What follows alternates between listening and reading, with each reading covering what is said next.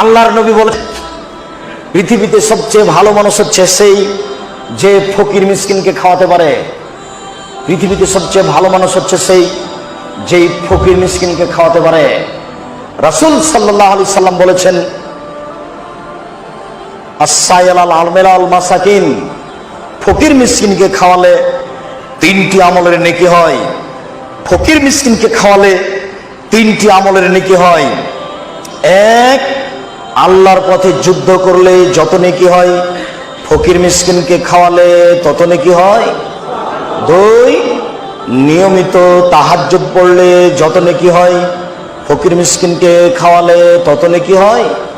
3, নিয়মিত নফল রোজা থাকলে যত নেকি হয়, ফকির মিসকিনকে খাওয়ালে তত নেকি হয়। এক আমলে 3 আমল, এক আমলে 3 আমল। আমলটা হলো কি বলেন তো দেখি? ফকির মিসকিনকে খাওয়ানো। বাড়ি যাবেন আর বলবেন এক আমলে 3 আমল, এক আমলে 3 আমল। 3 আমলের 1 নাম্বার, আল্লাহর পথে যুদ্ধ করলে যত নেকি হয়, ফকির মিসকিনকে খাওয়ালে তত নেকি হয়। নিয়মিত তাহাজ্জুদ পড়লে যত নেকি হয়, ফকির মিসকিনকে খাওয়ালে তত নেকি হয়। নিয়মিত নফল রোজা সিয়াম থাকলে যত নেকি হয়, ফকির মিসকিনকে খাওয়ালে তত নেকি হয়।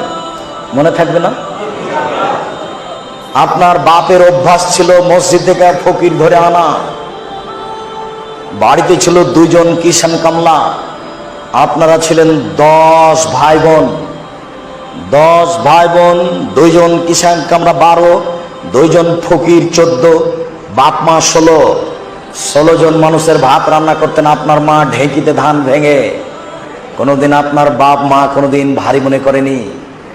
আপনার স্ত্রী যেখানে ভাত রান্না করে সেখানে আছে গ্যাসের চুলা, সেখানে আছে ফ্রিজ, সবকিছু রেডি। রাত 10টার সময় গিয়ে বলছেন, খালেদা একটু উঠো তো, একটা মেহমান আছে, একটু উঠো, খানা পানা একটু রেডি করো। হ্যাঁ, তুমি মেহমান নিশ্চয় ঝামেলা পাকাও। নাক ছিটকানি দিল। এই বউ তালাক দিতে হবে, এর নাম হস্তিনী। এ দিয়ে সংসার চলবে না। আমি বউ তালাক দিতে বলিনি, তবে পরামর্শ দিচ্ছি।